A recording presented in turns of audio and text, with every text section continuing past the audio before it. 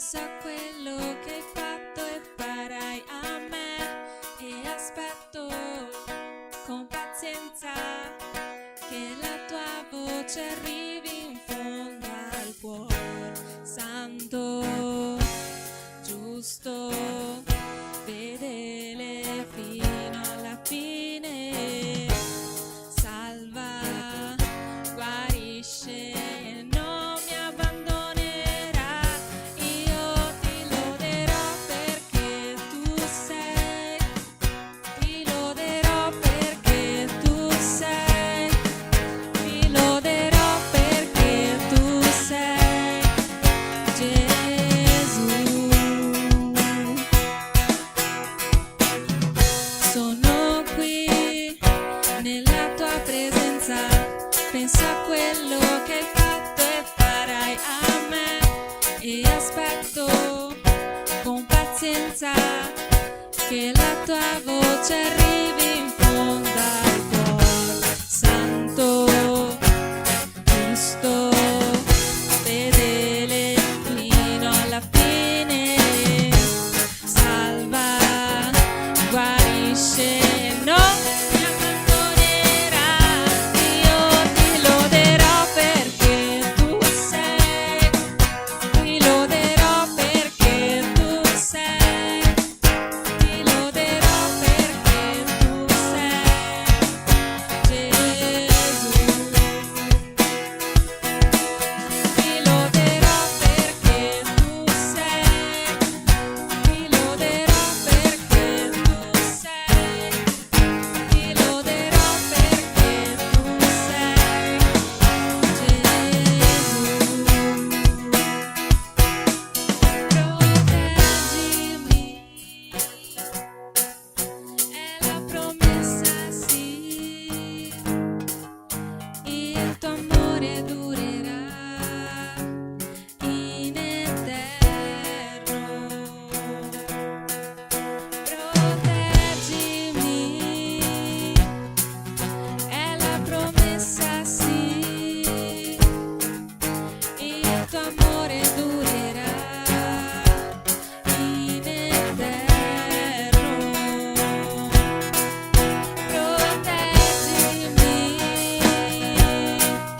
è la promessa, sì, il tuo amore durerà in eterno. Ti loderò perché tu sei, ti loderò perché tu sei, ti loderò perché tu sei Gesù. Ti loderò perché tu sei, ti loderò perché tu sei, ti loderò perché tu sei Gesù.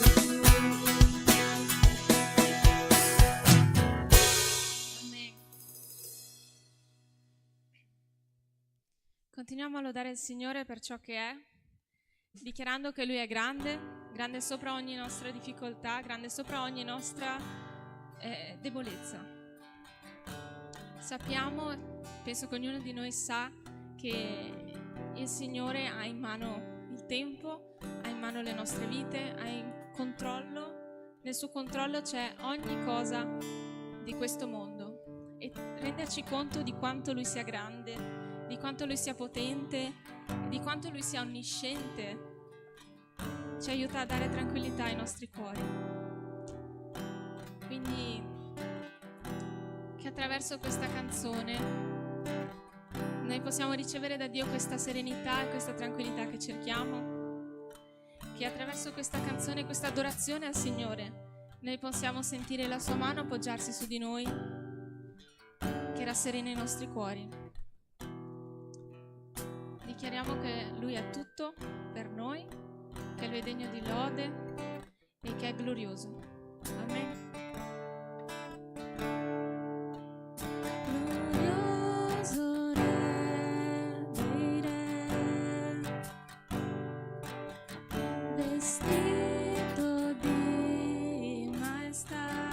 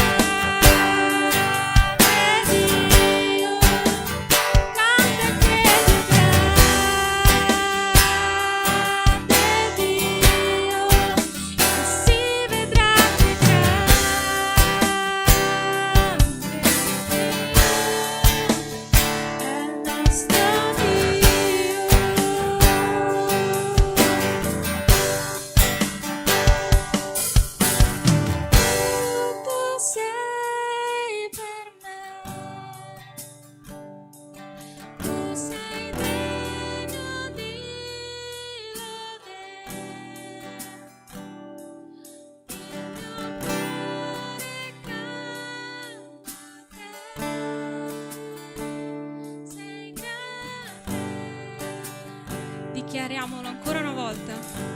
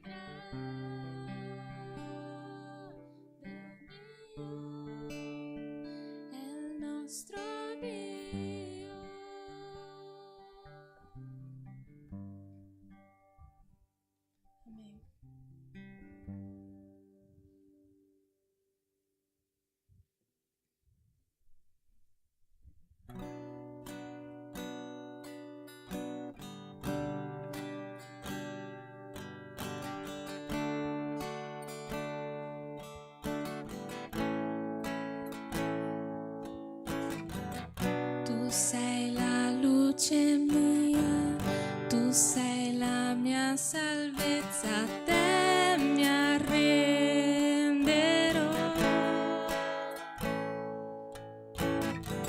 Se accanto a te starò, nelle mani tue nulla temerò.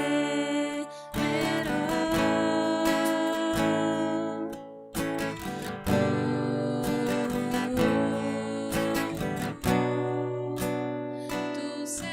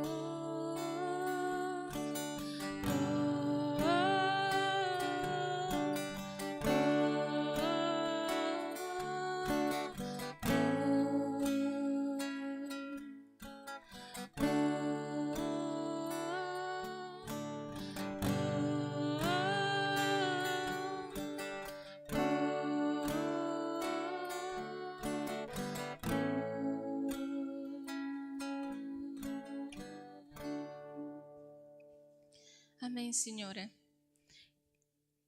Ti ringrazio, Padre, perché so che un giorno tornerai, Padre, ci salverai da questo mondo, ci porterai con te in cielo, Signore, in un posto molto migliore di questo, in un posto perfetto, Padre.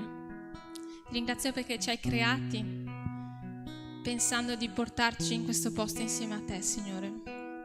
Ti ringrazio perché quindi il nostro scopo non è quello di vivere persi su questa terra, ma è quello di incontrarti su questa terra, venire salvati da te, Padre, e vivere l'eternità insieme a te, Signore. Ti ringrazio per la più grande dimostrazione d'amore che hai fatto per ognuno di noi, Signore, che è stata quella di mandare Gesù in croce a soffrire, a diventare una maledizione e a morire per ognuno di noi. Ti ringrazio perché Gesù è vivo, perché è risorto, perché è qua in mezzo a noi, vive nei nostri cuori, Padre, e dirige le nostre vite, Signore. Ti ringrazio perché sei buono con noi, nonostante tutto,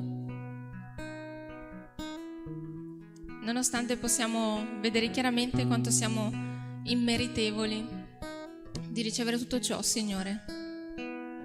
Ma questo è il significato della tua grazia. Darci qualcosa che non ci meritiamo, dare qualcosa che non ci appartiene, che se fosse per le nostre sole forze non riusciremo a conquistare mai.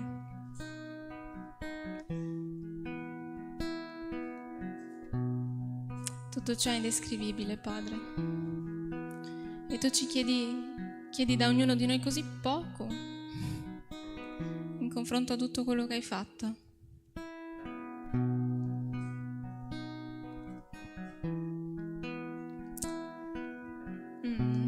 Non so se capirò mai appieno questo tuo amore, Signore. Non so se mai riuscirò a capire appieno quello che vuol dire essere amati da un Padre amorevole come te.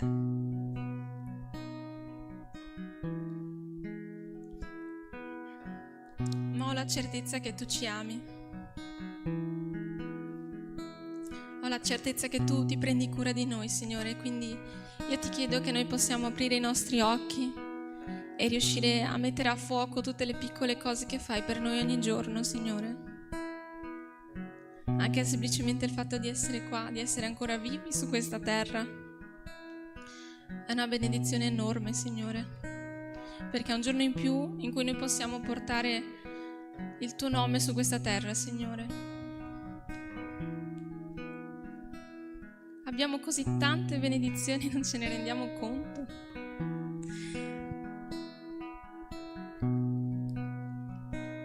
Ai miei occhi tutto ciò è un po' ridicolo, ma ai tuoi occhi noi siamo delle pecore smarrite che tu ami e cerchi di dirigere verso il cammino giusto, Signore. E quindi noi possiamo incamminarci a te, al tuo altare, Padre, che noi possiamo incamminarci verso la salvezza e tutto ciò che hai riservato per noi.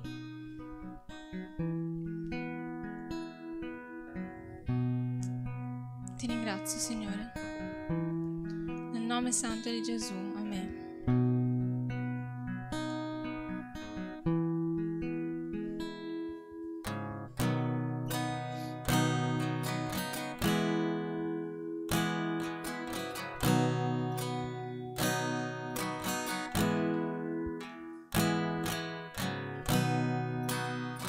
Sei ferito e rotto nel cuore, sopraffatto dal peccato tuo, Gesù ti chiama.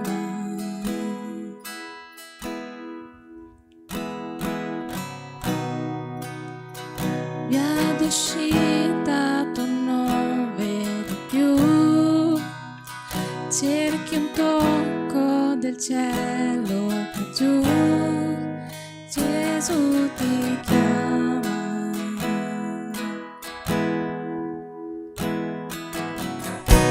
Oh, vieni all'altare, il Padre a braccia aperte, qui il perdono ha pagato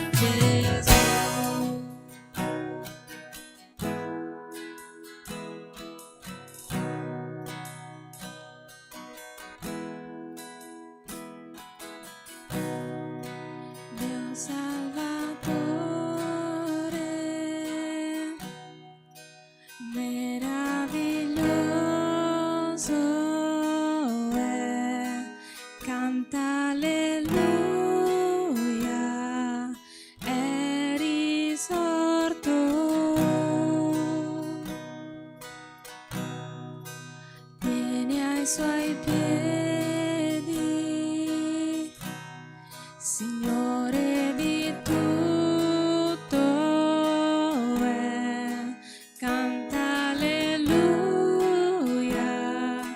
è risorto,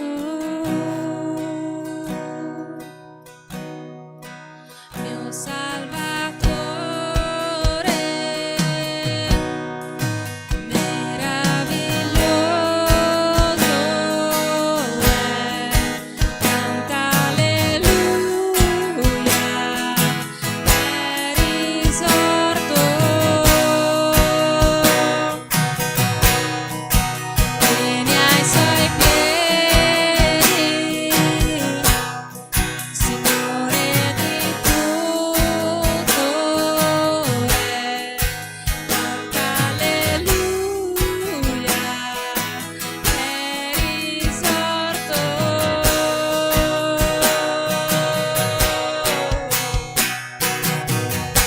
Oh, vieni all'altare, il Padre a braccia aperte, il perdono ha pagato col prezioso sangue di Gesù.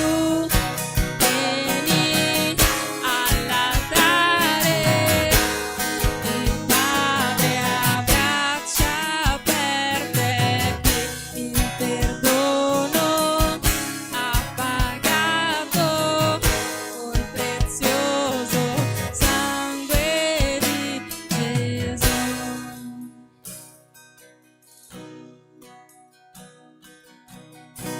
Oh, vieni all'altare,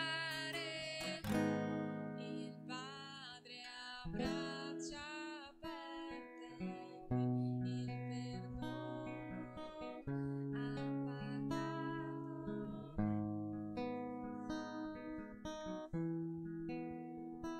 Gesù.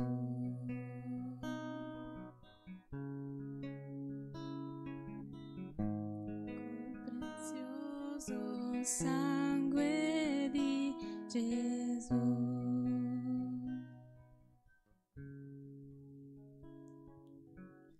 Col prezioso sangue di Gesù.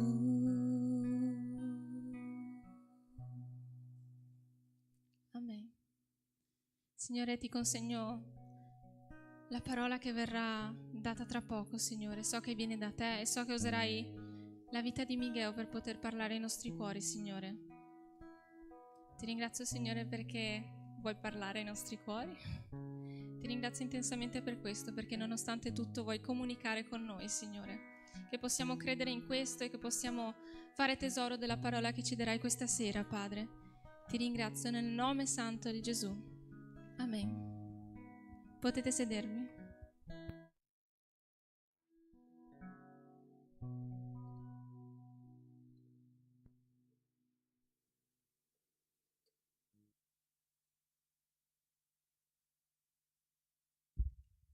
Amen, amen. Possiamo ripetere insieme?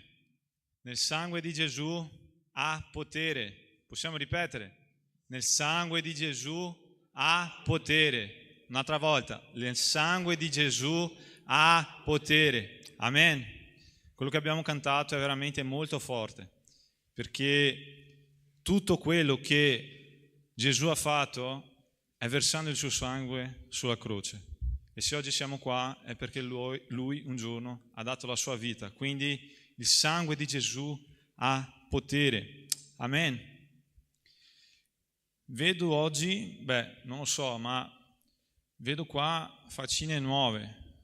C'è qualcuno qua che è un visitatore che è venuto per la prima volta qua in chiesa, soprattutto in questo culto qua? La seconda vale anche, no? Quindi siete benvenuti. La prima, ok, siete benvenuti, molto benvenuti, e alla fine Federico vi offrirà, sai, un gelato, come...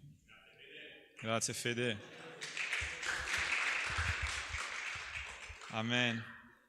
Ragazzi, stiamo arrivando alla fine, no, della lettera ai Galati, Quindi sappiamo molto bene di tutto quello che abbiamo sentito finora ed è veramente, direi, una gioia, perché sapere di tutto quello che Gesù, soprattutto lo Spirito Santo, ha parlato nei nostri cuori durante tutto questo periodo e imparare esattamente tutto quello che lo Spirito Santo vuole parlare ai nostri cuori, io penso che ognuno di noi abbia avuto questa certezza e soprattutto questa, diciamo, questa gioia nel cuore, che in qualsiasi momento magari un culto o magari non so una parola specifica ha parlato direttamente nel nostro cuore durante tutto questo periodo qua. E oggi direi che il capitolo 6 di quello che abbiamo visto, cioè soprattutto settimana scorsa, no, con Samuel, parla quindi di cose pratiche. Quindi quello che Paolo ci sta insegnando sono consigli pratici che vengono appunto per insegnarci esattamente tutto quello che aveva già parlato nei primi capitoli. Cioè, di solito questo succede sempre con le sue lettere, no? Cioè, dalla dottrina, parla appunto di tutto quello che è la dottrina, di tutto quello che doveva insegnare, e poi alla fine, nell'ultimo capitolo, magari non so, negli ultimi 2 capitoli, lui in maniera molto pratica inizia ad applicare questa cosa nel loro quotidiano, cioè indirizzando quindi questa lettera e soprattutto parlando di maniera molto chiara e molto specifica in quello che avevano bisogno. E non so se vi ricordate, no, settimana scorsa abbiamo visto che Paolo ha istruito esattamente come un cristiano, soprattutto quelli che erano spirituali, cioè quelli che erano i leader della Chiesa, dovevano comportarsi, soprattutto rivolgersi a quelle persone che avevano sbagliato, cioè quelle persone che erano considerate caduti. Come un leader deve comportarsi, soprattutto aiutando quella persona che aveva proprio bisogno. Abbiamo visto questa cosa qua. E altri consigli, no? Soprattutto dalla parte anche degli spirituali, come dovevano comportarsi nel momento in cui dovevano aiutare, ma non solo quelli che stavano, cioè in quel momento stavano ricevendo questo aiuto. E quando arriviamo al versetto 6, che oggi leggeremo dal 6 al versetto 10, vedremo una cosa molto interessante, che io ho già visto diverse prediche all'interno della Chiesa, ho già visto diverse volte le persone che parlavano appunto di questa legge, ma che qua Paolo la applica in una maniera molto diversa da quello che forse noi abbiamo già sentito parlare. Ed è molto interessante quello che lui parla esattamente qua. Quindi Galati capitolo 6 versetto 6, leggeremo versetto per versetto e così ci fermiamo, che secondo me sarà un po' meglio così. Dice così: chi viene istruito nella parola faccia parte di tutti i suoi beni a chi lo istruisce. Quindi preghiamo. Signore, nel nome santo di Gesù, qua è la tua parola. Vorrei innanzitutto ringraziarti, Signore, per tutto quello che stai facendo qui in questa chiesa e che questa parola, Signore, abbia veramente un'applicazione nel nostro cuore, che tu possa, Signore, sbloccare qualcosa di nuovo e attivare, Signore, qualcosa di nuovo nella nostra vita. Nel nome santo di Gesù. Amen. Versetto 6 quindi parla di una cosa che tante volte direi che non è tanto, diciamo, curata come doveva essere. Cioè, Paolo sta dicendo: chi viene istruito nella parola faccia parte di tutti i suoi beni a chi lo istruisce. Cosa stava dicendo? Le persone che stavano ricevendo quindi questo insegnamento, e qua vale ricordare sempre il contesto, ogni volta che dobbiamo interpretare un testo e soprattutto capire esattamente quello che lui stava dicendo, è importante capire il contesto. E qual era il contesto di tutto quello che abbiamo visto finora? Le persone che dovevano appunto ricevere la predica del Vangelo, soprattutto l'insegnamento del Vangelo, nella maniera giusta e corretta.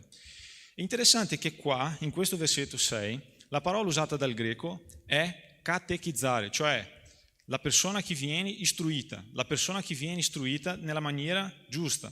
Ed è anche interessante che la Chiesa Cattolica romana ha usato questa parola e l'ha adottata finora e la usa ancora per appunto dare degli insegnamenti alle persone che vogliono appunto fare l'Eucaristia, tutto quello che c'è di dottrina all'interno della Chiesa Cattolica.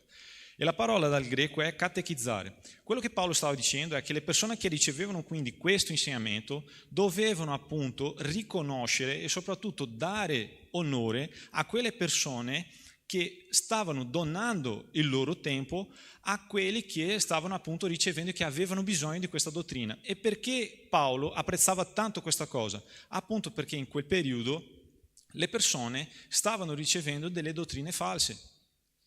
Quindi Paolo stava apprezzando tantissimo questa cosa e voleva appunto che anche i Galati sapevano riconoscere questa importanza di ricevere la dottrina giusta. E qua è una cosa che tante volte io non vedo all'interno delle chiese, e vi dico la verità e sono anche molto sincero, perché tante volte pensiamo che la responsabilità è soltanto del maestro, è soltanto del pastore, ed è vero. Sono loro che devono appunto insegnarci, darci la direzione giusta, ma è una responsabilità anche delle persone che stanno ricevendo l'insegnamento onorare queste persone, perché queste persone devono appunto ricevere, anche che sia una parola, dicendo così: grazie pastore per la tua parola di oggi, perché veramente ha toccato il mio cuore, perché tu mi stai aiutando. E qua è interessante che nel nostro culto qua di giovani abbiamo quindi il nostro discepolato.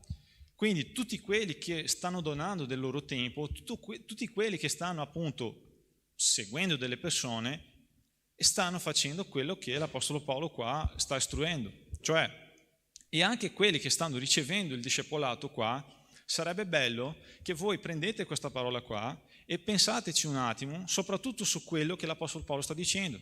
E non è, ad esempio, un obbligo che dovete farlo, ma è appunto un riconoscimento di gratitudine verso queste persone. Ed è esattamente questo che l'Apostolo Paolo sta dicendo. E io ho già visto tante volte che questo non succede soltanto con una parola, ma succede a volte anche economicamente parlando. Tanti pastori che sono appunto, benedetti, che ricevono delle offerte, che ricevono un aiuto di una chiesa o magari, di un ministero, che loro sono anche nel campo missionario e ricevono appunto l'aiuto per continuare a portare la parola del Signore avanti. L'Apostolo Paolo cerca qua e soprattutto, martella tanto su questa cosa perché lui apprezzava e sapeva qual era l'importanza e perché è importante riconoscere esattamente la dottrina giusta, perché quando noi conosciamo la parola del Signore, questo ci fa avere una fede corretta. E perché è importante avere una fede corretta? Perché ci porta ad avere un rapporto corretto col Signore. Nel momento in cui noi non abbiamo un rapporto corretto col Signore, vuol dire che la nostra fede non è basata sulla verità, basata sulle cose che sono veramente importanti. Ed è per questo motivo che è importante avere una conoscenza giusta esattamente di quello che dice la parola. Perché la fede, noi sappiamo, no? Ebrei capitolo 11, versetto 1, sono le certezze di cose che non si vedono, ma di cose che si aspettano. Ma, occhio qua, io ho soltanto fede in quello che dice la parola. Io ho già detto diverse volte questa cosa qua. Io non posso semplicemente dire che io ho fede, che adesso saltando qua inizio a battere, scuotare le braccia e inizio a volare. Perché questo non è fede, questo è presunzione. La fede è esattamente quello che viene attraverso quello che la Bibbia mi dice. L'esempio, Pietro, quando lui ha iniziato a camminare sulle acque, lui non stava camminando sulle acque, lui stava camminando sulla parola di Gesù, sul vieni. Nel momento in cui Gesù ha detto vieni, lui ha detto adesso posso andare perché chi me lo sta dicendo è Gesù Cristo. Tanti miracoli viviamo nella nostra vita quando Gesù ha detto qualcosa, non perché noi pensiamo che sia stato così. È perché Gesù ha liberato una parola, è perché noi abbiamo fede su quello che Lui ha detto. Ed è per questo motivo che è molto importante riconoscere la parola, perché se no diventiamo presunziosi. Ed è una cosa molto triste quando noi pensiamo che abbiamo fede, ma in realtà non abbiamo. E l'Apostolo Paolo vuole che noi riconosciamo queste persone che ci aiutano appunto a progredire, a crescere, ad andare avanti. Quindi sappiamo che ha anche una nostra responsabilità su quelle persone che ci stanno aiutando. Non è una responsabilità soltanto del pastore, del maestro, del discepolatore, quindi è anche una nostra responsabilità. Passando al versetto 7, è quando lui applica quindi una legge che noi la conosciamo molto bene. Però è interessante che ogni volta che l'Apostolo Paolo va ad applicare un qualcosa pratico nella vita di una persona, lui sempre va, diciamo, con la base della parola. E perché lui usa appunto questa legge? Perché noi sappiamo che è impossibile seminare pomodori e raccogliere cetrioli, giusto? Ed è questa la legge che l'Apostolo Paolo sta applicando, la legge della semina e della raccolta. Versetto 7 dice così: non vi ingannate, non ci si può beffare di Dio, perché quello che l'uomo avrà seminato, quello pure mieterà. E voi mi state chiedendo, ma questa legge della semina e della raccolta è presente nella Bibbia? Certo di sì. Apriamo le nostre Bibbie. Genesi, capitolo 8, versetto 22.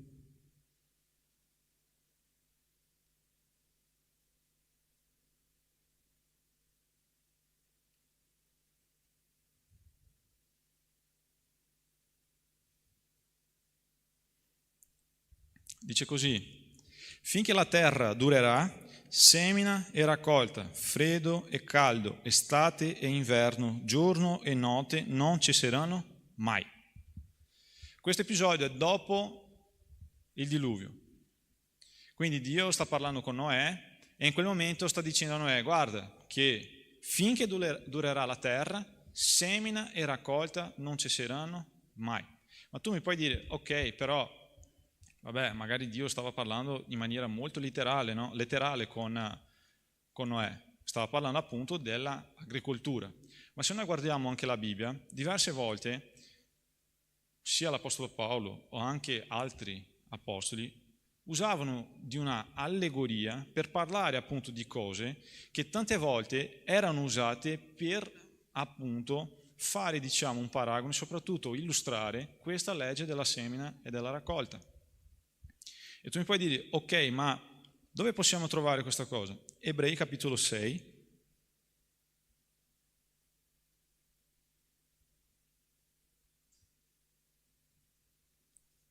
Versetto 7 e versetto 8. Che dice così: quando una terra imbevuta dalla pioggia che vi cade frequentemente produce erbe utili a quelli che la coltivano, riceve benedizione da Dio, ma se può essere bruciata. Qualcuno di voi ha mai visto la terra bruciare? Io no. La terra non brucia. Quello che l'autore qua agli Ebrei sta parlando è di un contesto che prima sta parlando di credenti che erano appunto buoni credenti e quelli che erano mali credenti. Quindi la legge della semina e della raccolta tante volte è applicata in contesti che noi non possiamo, praticamente pensare che sia solo indirizzato all'agricoltura, perché anche il nostro Signore Gesù ha usato questa legge, magari in altre parole, ma l'ha usata. Matteo capitolo 7, versetto 12. Dice così: tutte le cose dunque che voi volete che gli uomini vi facciano, fatele anche voi a loro, perché questa è la legge e i profeti. Gesù stava dicendo così: voi non potete aspettare che le persone vengano da voi e vi trattate in maniera molto tranquilla e soprattutto con rispetto, se voi non fate la stessa cosa verso di loro. Cioè, dovete prima seminare un trattare giusto, un trattare rispettoso, un trattare corretto. È impossibile che voi pensate di ricevere sempre un buongiorno, un ciao, se voi non rispondete neanche. Ed è anche interessante e divertente che io vengo da uno stato in Brasile che si chiama Spirito Santo. E in questo stato è molto conosciuto e soprattutto, fanno anche delle battute, che noi siamo abituati a non rispondere il buongiorno, che siamo persone chiuse. Mentre invece tutti quelli che vengono da Minas Gerais, che sono quelli più aperti, no? Più, allegri, che dicono: buongiorno. Noi andiamo sempre dritto e non rispondiamo neanche. Ma tu mi puoi dire, ok Miguel, ma questo non è detto che ogni volta che tratti bene le persone arriverà al supermercato che la cassiera ti tratterà bene. A volte ti butta così, no? La borsa, metti tutto dentro, io voglio che tu vada via perché c'è un altro sulla coda. Ok, ma questo è la semina che dobbiamo fare. Tante volte noi non vedremo mai la raccolta. Ed è questo che l'Apostolo Paolo stava dicendo. Un po' più avanti capiremo di più. Ma la semina deve capitare nella nostra vita, dobbiamo seminare. Gesù stava dicendo, voi dovete trattare bene le persone, perché questa è la legge dei profeti. Qual era la legge dei profeti? Ama il tuo prossimo come a te stesso. Ogni volta che io amo il mio prossimo, non ho nessuna, voglia e soprattutto non riesco a trattare male il mio fratello. Come io vorrei essere trattato, devo trattare le persone. E forse questa legge qua è quella che è applicata molto più volte nell'area economica. È applicata di maniera sbagliata. Giusto? Tante volte le persone pensano che facendo, adesso semino, adesso do tanto alla Chiesa, che sicuramente Dio mi darà tanto. Però questo è più che altro un affare, non appunto una generosità del nostro cuore. Nel momento in cui io sono generoso, logicamente che il Signore sarà generoso con me. Però stiamo attenti, il Signore conosce il nostro cuore e Lui sa esattamente quando noi stiamo facendo qualcosa per ricevere in cambio qualcosa, in scambio. Filippesi capitolo 4, versetto 19.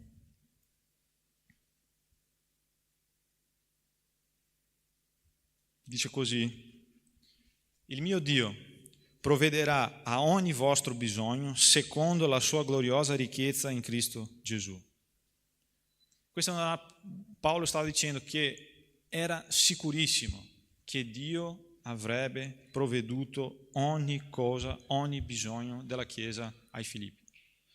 Ma pensateci un attimo, Filippi era la prima chiesa di cui l'Apostolo Paolo ha fondato, cioè è stata la chiesa che ha adottato l'Apostolo Paolo e ha detto: noi prenderemo cura di te, ovunque tu andrai noi prenderemo cura di te, quindi stai tranquillo. E ogni volta che l'Apostolo Paolo aveva bisogno, loro mandavano delle offerte, loro pregavano per l'Apostolo Paolo, loro seminavano nella vita dell'Apostolo Paolo. Questa è la cosa importante. Loro avevano capito che l'Apostolo Paolo era stato così importante nella loro chiesa, non solo nella fondazione della chiesa, ma soprattutto nelle lettere, cioè la lettera che ha mandato, che ha risolto un paio di problemi, che loro erano grati per l'Apostolo Paolo e loro seminavano nella vita dell'Apostolo Paolo. Ma loro non facevano questo perché pensavano: adesso riceveremo, delle benedizioni del cielo. No, lo facevano perché avevano gratitudini verso l'Apostolo Paolo. E qua è la parola giusta: dobbiamo avere gratitudine, perché la gratitudine è una chiave che apre tantissime porte nella nostra vita. È solo attraverso la gratitudine. Mentre invece, quando noi non siamo grati, quando manca appunto questa gratitudine, stiamo praticamente attirando verso di noi tutte le maledizioni che possono esistere. Se io lamento sempre, se io non sono grato per quello che il Signore mi ha dato, io immagino Dio che guarda dal cielo e dice: ma come faccio a benedire questo mio figlio? Perché ogni cosa che io lo do, lui si lamenta sempre. Quindi questa è una cosa molto importante e più importante ancora è applicarlo della maniera corretta. Ribadisco, dobbiamo sapere sempre che il proposito, cioè della semina e della raccolta, deve essere applicata di maniera corretta. E quando l'Apostolo Paolo l'ha applicata qua ai Galati, lui l'ha applicata, leggiamo il versetto 8, che dice così: perché chi semina per la sua carne mieterà corruzione dalla sua carne, ma chi semina per lo Spirito mieterà dallo Spirito vita eterna. L'Apostolo Paolo stava dicendo che loro dovevano seminare, quindi, tornando al versetto 6, nella vita delle persone che cercavano di fare il bene, che cercavano di predicare la parola. L'Apostolo Paolo stava dicendo che era meglio seminare nello Spirito, cioè che portava appunto la vita eterna, piuttosto di seminare nella carne. E una cosa interessante è che noi abbiamo visto qua che la carne non era considerata l'immoralità sessuale, non era considerata le cose brutte che tanti di noi tante volte sentiamo. La carne qua, nella lettera ai Galati, era più che altro una condizione, cioè interna all'interno dell'essere umano, che portava quindi a pensare che potevano fare tutto quello che volevano, pensando di appunto ricevere la vita eterna, e soprattutto portava a quella competizione di pensare che potevano appunto fare meglio che il suo fratello. Quindi se ci pensiamo in questo caso, quello che l'Apostolo Paolo sta dicendo è: meglio per voi che investite nel regno dei cieli. Quindi non dovete investire in altre cose, dovete investire nel regno dei cieli. E quando noi capiamo esattamente questo, è quando noi guardiamo la vita di Gesù Cristo. Il principale investimento che possiamo fare nel regno del cielo è fare un investimento nella vita delle persone. È quello che Gesù ha fatto. Secondo voi, qual è la cosa più preziosa che possiamo avere nel mondo?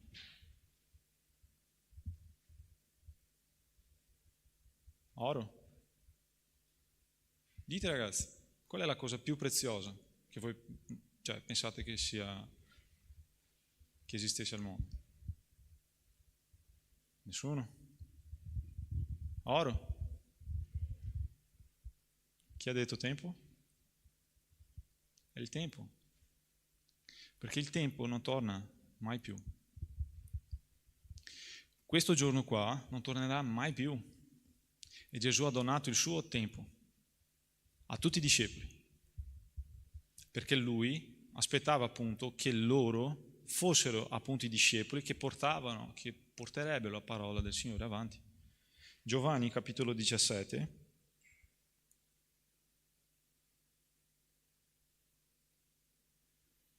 Leggiamo dal 15 al versetto 20, anzi dal 14. Dice così: io ho dato loro la tua parola, quindi Gesù parlando con Dio riguardo ai discepoli. Io ho dato loro la tua parola e il mondo li ha odiati, perché non sono del mondo, come io non sono del mondo. Non prego che tu li tolga dal mondo, ma che tu li preservi dal maligno. Essi non sono del mondo, come io non sono del mondo. Santificali nella verità. La tua parola è la verità. Come tu hai mandato me nel mondo, anch'io ho mandato loro nel mondo.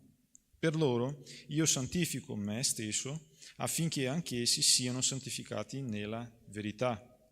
Non prego soltanto per questi, ma anche per quelli che credono in me per mezzo della loro parola. Gesù ha donato il suo tempo, ha dato la sua parola, ma pregava, e un'attitudine di una persona che ama il suo fratello o che ama la persona che cammina di fianco è pregare per questa persona. Gesù pregava per i suoi discepoli e non pregava soltanto per i discepoli, ma pregavano per quelli che avrebbero dovuto venire dopo i discepoli. Gesù ha pregato per me e per te. Se oggi noi siamo qua è perché i discepoli hanno tenuto veramente duro, hanno subito tante, ma tante di quelle cose brutte e hanno portato avanti il Vangelo. E Gesù ha pregato per loro, ha pregato per te. Lui ha donato il suo tempo, perché non sarebbe mai possibile se Gesù non avrebbe avuto pazienza nel momento in cui i discepoli tante volte l'hanno tradito, hanno detto delle cose che magari lui non era d'accordo, ma lui era lì che continuava a investire il suo tempo nella vita delle persone, dei suoi discepoli. Quindi chi sta seguendo una persona, chi magari è seguito da una persona, pensa un po' in questa cosa. Il tempo di questa persona è molto prezioso e non costa solo tempo, ma costa anche soldi. A volte c'è il trasloco, la benzina, ci sono tante cose coinvolte e tante volte queste cose non vengono neanche dette grazie. E questo che l'Apostolo Paolo sta facendo è tirare l'orecchio a questa cosa. Dovete ringraziare queste persone. E nel versetto 9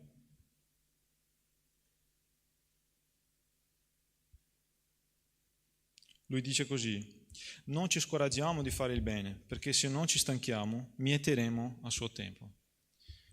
Lui sapeva che fare il bene tante volte è stancante. Non è semplice. Fare sempre del bene è stancante.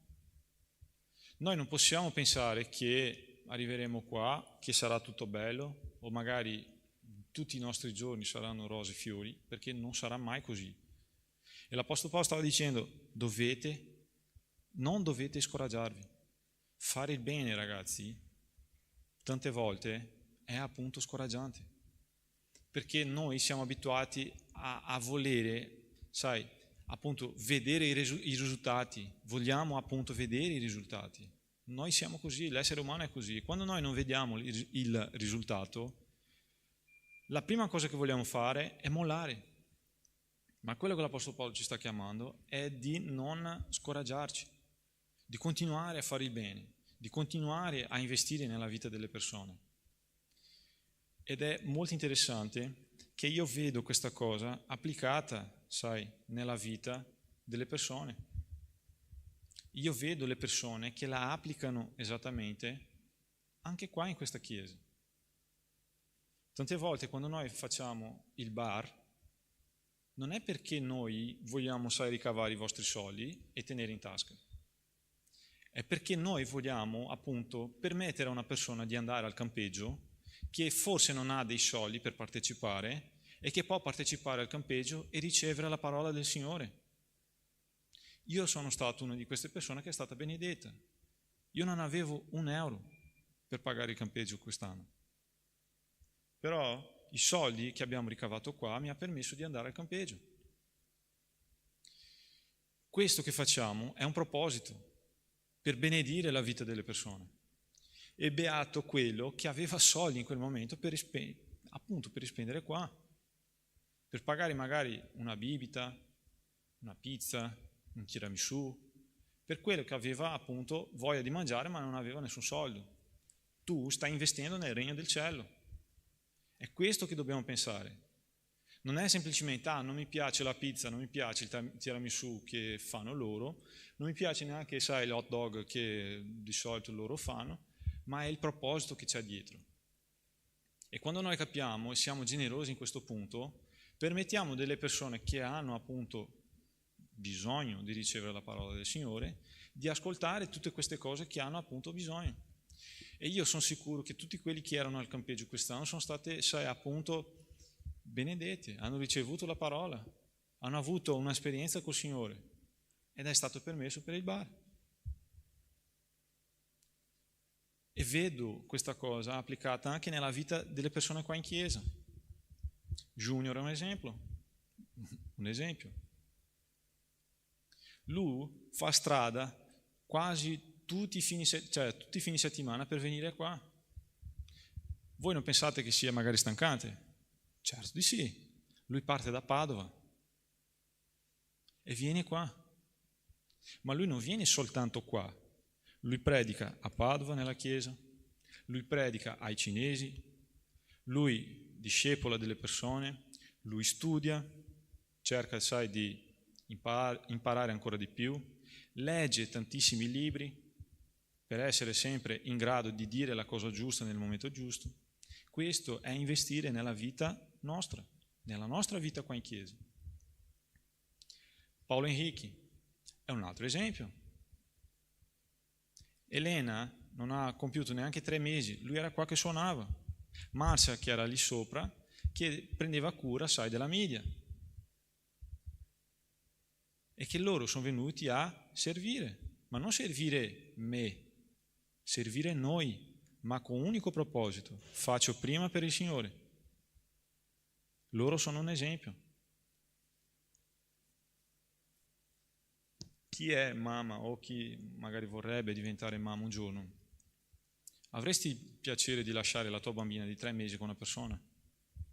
Io non penso proprio, perché magari quella non sa tenere in braccio il bambino e loro l'hanno fatto perché volevano appunto servire.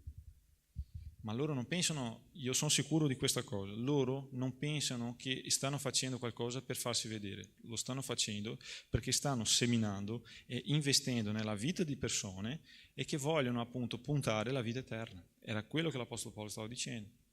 Quindi il più grande investimento, il più importante che noi possiamo fare nella nostra vita è investire in persone. E lui conclude nel versetto 10, dicendo così: così dunque, finché ne abbiamo l'opportunità, facciamo del bene a tutti, ma specialmente ai fratelli in fede. Possiamo sì, e questo non è detto che non dobbiamo benedire le altre persone, anzi dobbiamo uscire dalla Chiesa, predicare il Vangelo. Ma quello che dico è, se io, c'era la sorella Rose qua, la Giulia lì, se io ho voglia di prendere un gelato, perché non devo andare alla sua gelateria? E devo andare da un'altra parte? Perché non posso benedire la vita della sorella? E questo non è un cartello, cioè questo qua non sta diventando, sai, il cartello in Messico. Io voglio appunto onorare la vita della persona e soprattutto benedire il fratello in fede.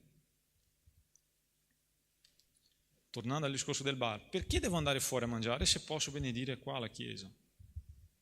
Se vedo ad esempio un cantante che viene in chiesa e che sta vendendo magari, non so, delle maglie, oggi forse non c'è più i dischi, no? Però magari un pendrive, un qualcosa del genere, con le sue canzoni, perché non possiamo comprare, anche se non ci piace la canzone, ma per benedire la vita di questa persona e soprattutto spronare questa persona a diffondere ancora di più il Vangelo? Facciamo il bene, ragazzi, a quelli che sono i fratelli in chiesa, in fede. È questo che l'Apostolo Paolo sta dicendo. E dobbiamo ricordarci, e invito il Ministero di Lode, che qua finisco, che tante volte non vedremo il risultato. Però noi dobbiamo puntare, come vi ho detto, nella vita eterna. Concludo qua con Salmi 126, versetto 5 e versetto 6.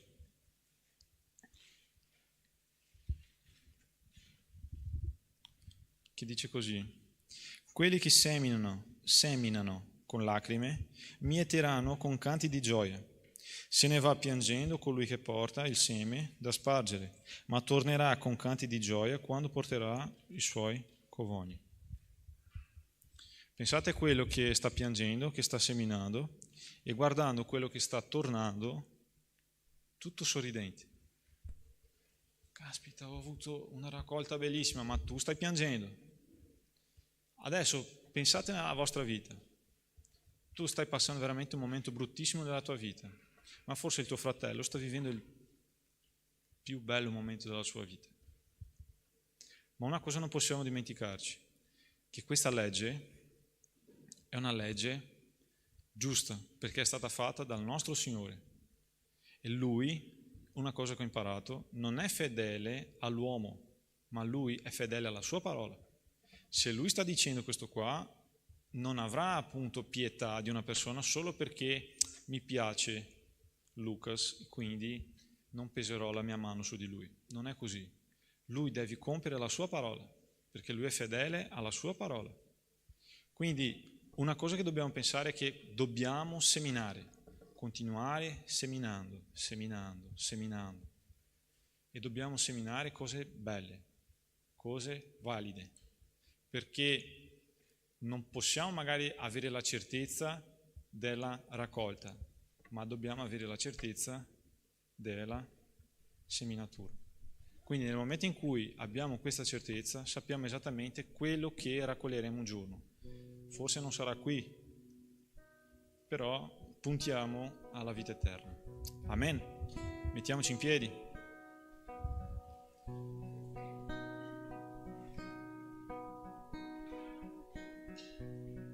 Preghiamo.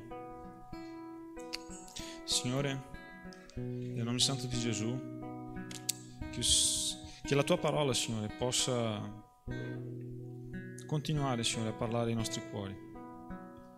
Che tu possa, Signore, farci capire esattamente quello che vuoi, Signore, da noi. Nel nome santo di Gesù, che tu possa, Signore, lavorare nei nostri cuori affinché tu, Signore, possa veramente fare la tua volontà, fare, Signore, quello che tu devi fare affinché possiamo, Signore, essere più simili a te. Che il nostro obiettivo, che il nostro scopo sia veramente quello di cercare, Signore, puntare il regno dei cieli, Signore. Nel nome santo di Gesù, che noi possiamo, Signore, fare la tua volontà tutti i giorni, affinché tu, Signore, possa essere riconosciuto attraverso la nostra vita. Che la nostra motivazione possa essere cambiata, che la nostra motivazione possa essere veramente, Signore, cambiata nel nostro cuore, che è dal nostro cuore, Signore, che escono, Signore, i pensieri bruti, ma escono, Signore, le radici della vita eterna. Grazie, Signore, per averci dato questa parola oggi e che la possiamo, Signore, applicare nella nostra vita. Che possiamo applicarla, Signore, nel nostro quotidiano e che non sia, Signore, soltanto una parola che rimanga qua all'interno di questo tempio fisico, Signore, ma che questo tempio dello Spirito Santo possa assorbire, Signore, questa parola e portarla, Signore, al di fuori di qua, affinché più persone, Signore, possano essere colpite e soprattutto raggiunte, Signore, attraverso questo Vangelo. È così che ti chiedo, nel nome santo di Gesù. Amen.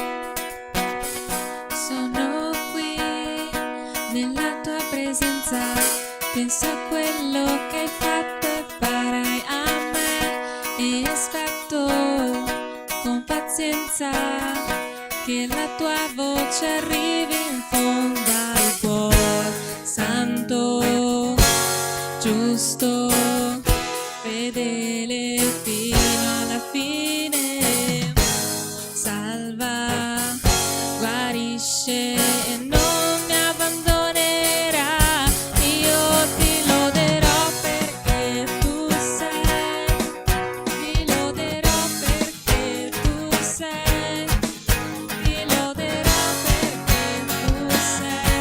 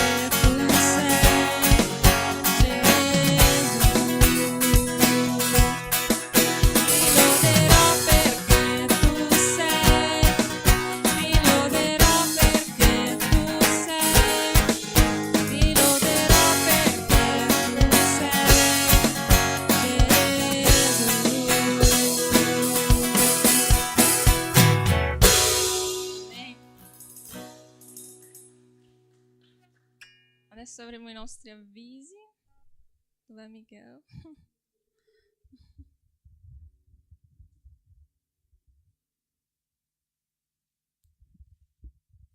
Bene, non so se abbiamo qualche avviso qua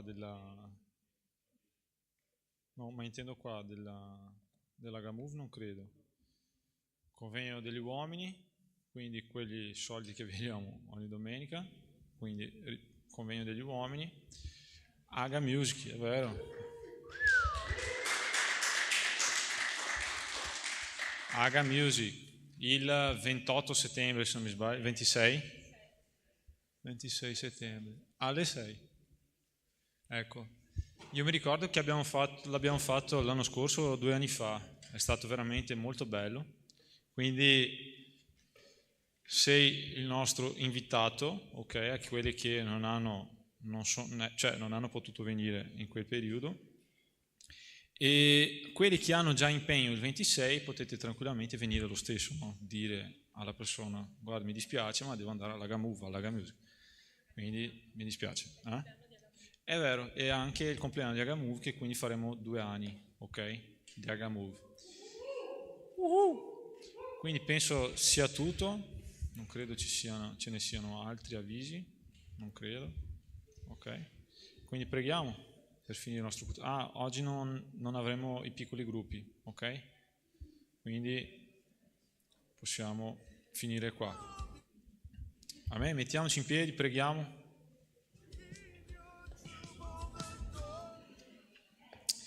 Signore, noi ti ringraziamo, Signore, per questo culto, un culto in cui il Signore ha parlato ai nostri cuori, un culto in cui il Signore ha parlato, Signore, esattamente quello che dovevi parlare. Continui, Signore, a benedirci durante la settimana, durante, Signore, tutti i nostri giorni, affinché tu, Signore, possa veramente cambiare, Signore, il nostro modo di pensare, la nostra maniera di ragionare, affinché noi, Signore, possiamo diventare ogni giorno, Signore, un discepolo che, come l'Apostolo Paolo scrivendo a Timoteo, che sia un discepolo, Signore, che onora il Signore e che sia veramente un discepolo, Signore, che cerca ogni giorno di onorare Te. Nel nome santo di Gesù, che il Signore continui, Signore, a benedire la Gamove, continui a benedire, Signore, questa Chiesa, e che Tu possa, Signore, veramente dare della forza, Signore, a tutti quelli che stanno seguendo delle persone, affinché loro non possano veramente scoraggiare nel diffondere, Signore, la Tua parola. Così che ti chiedo, nel nome santo di Gesù, Amen. E una buona serata a tutti quanti.